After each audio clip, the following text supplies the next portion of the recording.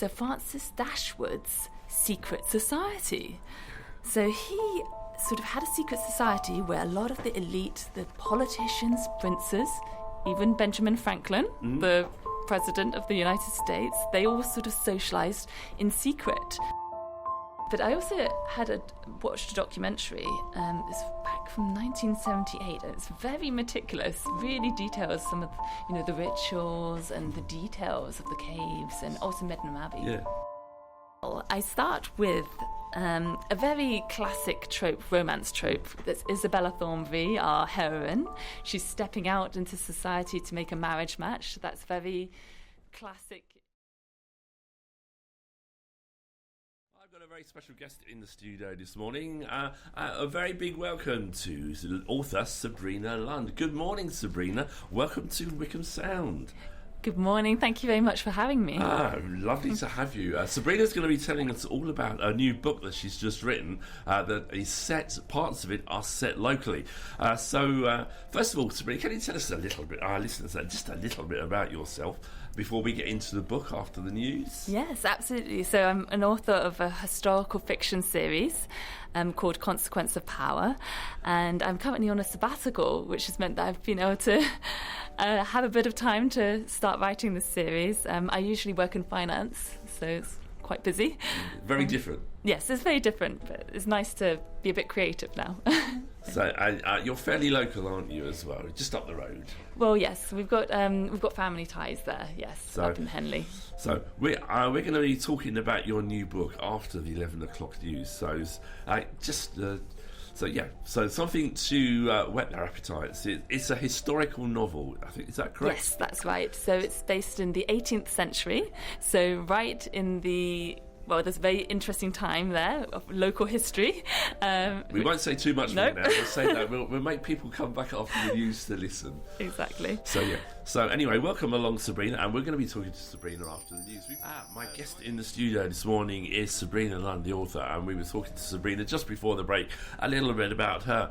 So we've been chatting a lot off air. So, Sabrina, where did you get your love of literature from? Wow, it's really it's a really huge part of my family life growing up. So even chatting at the dinner table, we'd be chatting about books a lot of the time. What were you doing at school, and what books were you learning about?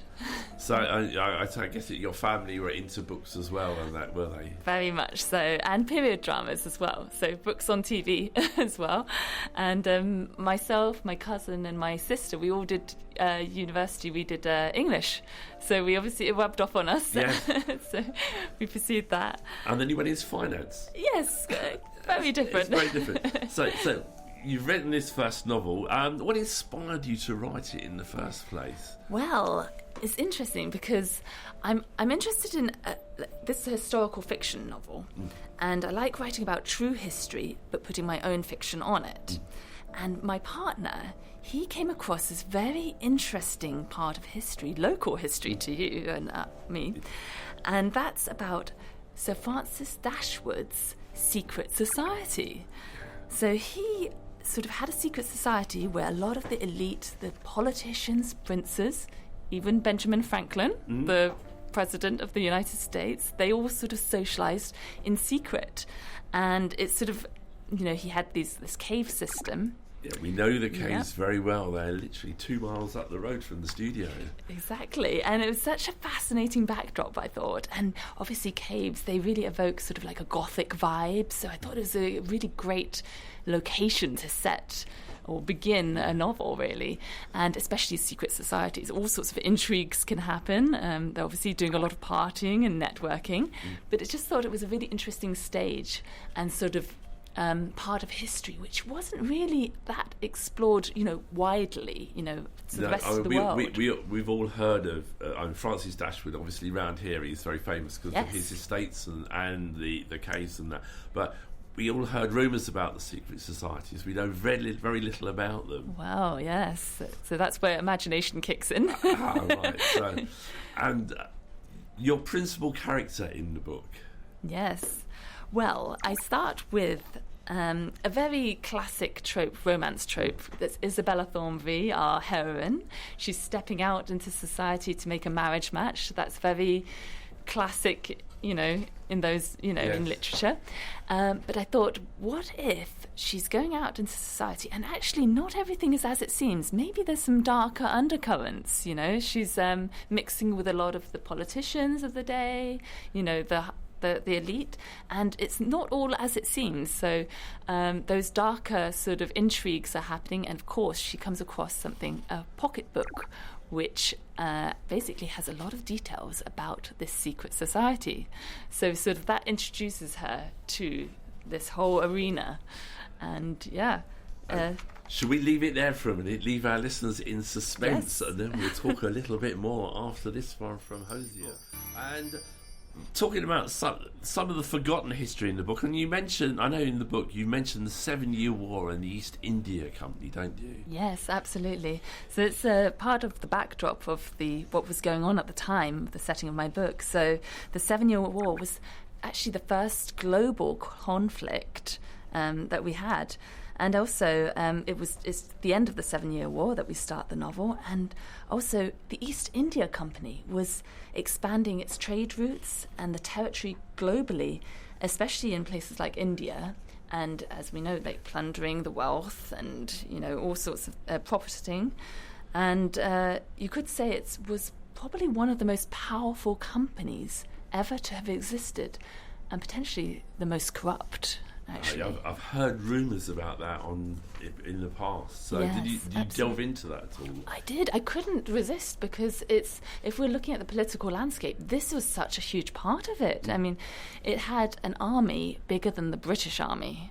It had 250,000 people at its peak, and it was invading countries, essentially, and taking a lot of profit. And a lot of politicians at the time, now it's different nowadays, but it was quite corrupt in those days and at times. I'm not talking about Dashwood necessarily, I'm talking about general politics. He was an entity on his own, but other politicians were getting shares in the East India Company, and there was bribes so that the East India Company could do certain things, So you've got a lot of these shady characters in your book, have you? Exactly. So we have the fun Dashwood, but then we have some murkier characters as well. We don't want to give away too much, do we? Because we want people to read the book. Oh, exactly. And there's a little bit of romance in the book as well. Absolutely. You've got to have a little bit of lightness. We've got some humour. We've got a little dog as well who brings some humour to the... Yeah, so we've got some dark and light, things going on in the book. Okay, it's really interesting. After this, I'd like to talk a little bit about the research you did, but we'll have a track from Calvin Harris first. It's Calvin Harris featuring Tom Grennan there, and By Your Side. And I'm talking to my guest, Sabrina Lund, this morning about her new book. And just asking you, Sabrina, how much research do you have to do before you start writing a novel? Well, for a historical novel like this, I'd say quite a bit, because I want it to be accurate and immerse my readers and really paint a picture vividly for them. So if you look at novelists like Jane Austen, she's writing for contemporary, her contemporary audience, so she doesn't need to explain what a ballroom looks like. She's been there. They maybe have been there. But other novelists, if you're historical fiction, you need to really, put some effort into the detail of explaining what it looks like. Because although you're telling a story, you want the facts behind it to be true, don't you? Yes, exactly. And so I want to be accurate. And sometimes I visit, if I can, I'll visit the locations. So I'm a National Trust member. Aren't we all? Well, I say, aren't we? I am, yes. It's great to visit these places, isn't it? Exactly. So that's taught me a lot. It's really lucky, that the volunteers gives you so much information about these places. And I guess you had to visit the Hellfire Caves. I have, indeed. I've visited them, and obviously they're fascinating. They're quite unique, I think. There's nothing like them, really. No. So, but I also watched a documentary. It's back from 1978. And it's very meticulous. Really details some of the rituals and the details of the caves, and also Medmenham Abbey. Yeah. So where did you find the documentary then? Well, this it's from 1978, so it was actually on YouTube. Wow. So it had been cleaned up, so dug up from the archives somehow.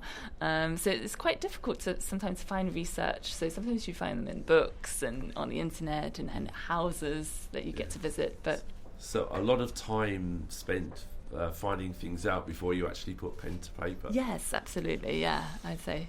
And when you start, I mean, do you have an idea of how the story's going, or do you just have an outline of the story you want to tell, and it develops as you write it?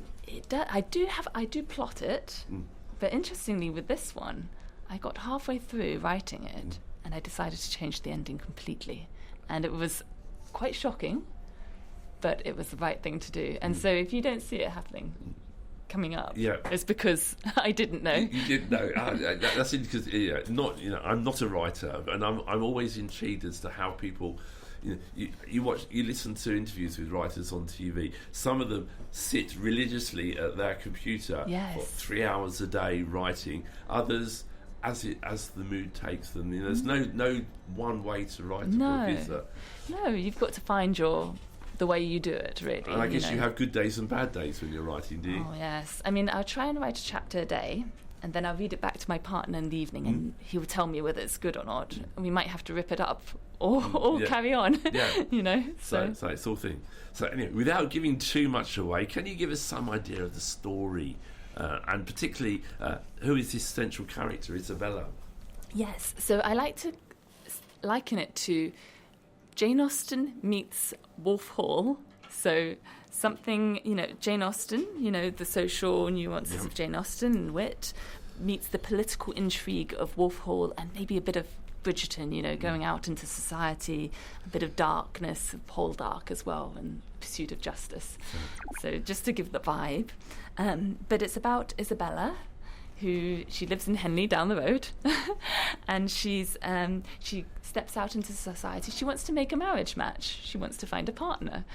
And which was, of course, the way things happened back in that time, wasn't it? In those days you had to, yes. So it's no internet dating in the 18th century. Unfortunately not. She has a trusted friend who takes her out and tries to make matches for her. Yeah, but no internet apps.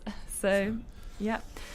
And that's a very classic trope, but then things soon turn darker, and whereas we hoped for ballrooms and romance, there's a darker side because there's a lot of political corruption, and of course she also comes across Dashwood's secret society as well, which is a more fun part of things. Yep.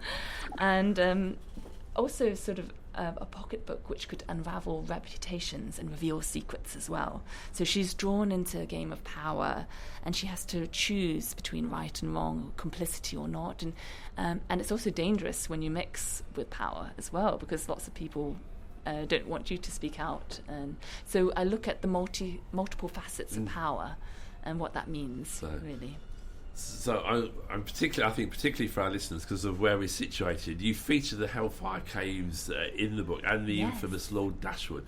What gave you the inspiration to use it? Was it just the period that we're talking about? Well, it was actually my partner. He came across this, the Dashwood Caves, and he thought it was just so fascinating. He told me about them and how Benjamin Franklin was, a friend of Dashwood's. This is extraordinary. They were all partying in the caves, and it just seemed very fascinating to me. And then the more I looked into the history, the more I found there were other interesting things happening there as well, politically as well.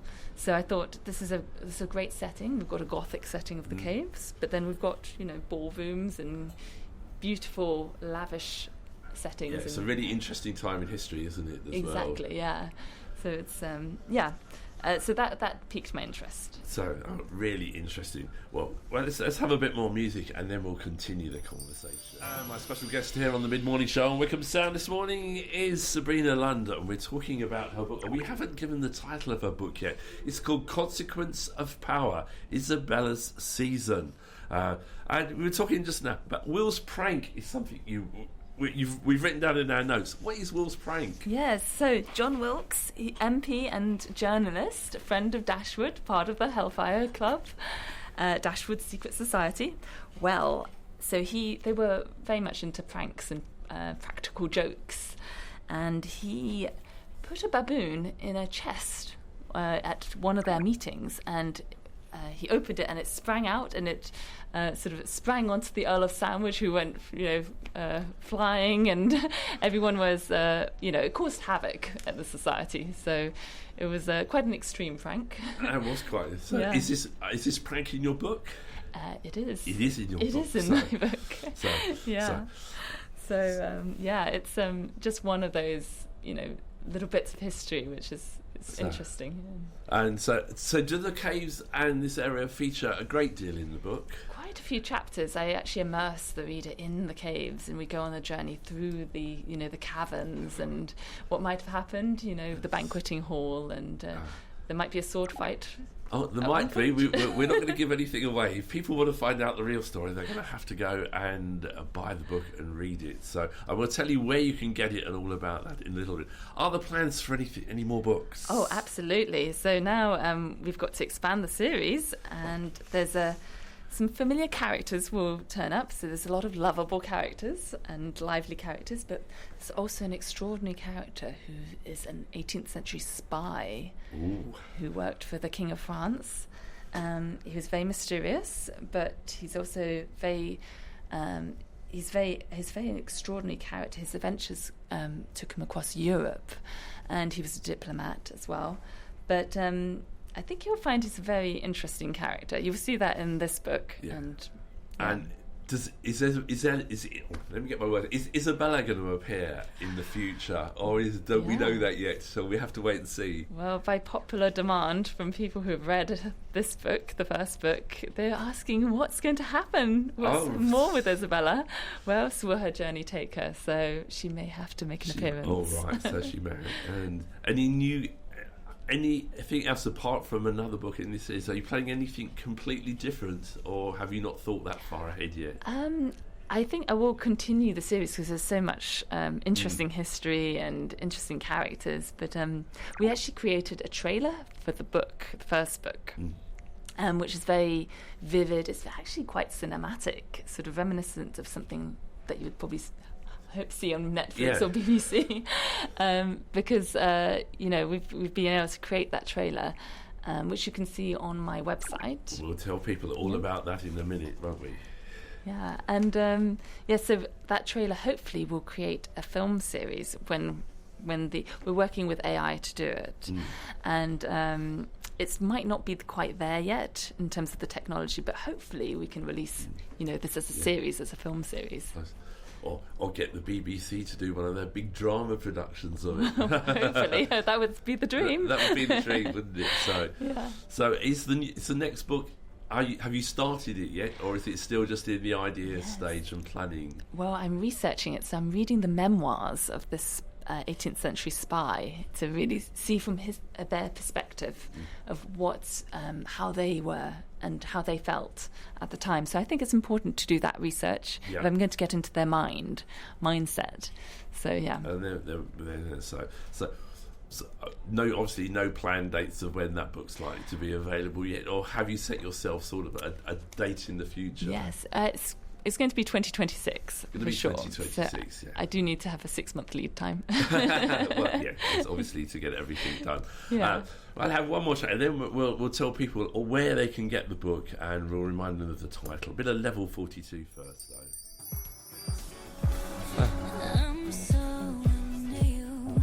I'm too busy chatting here in the studio.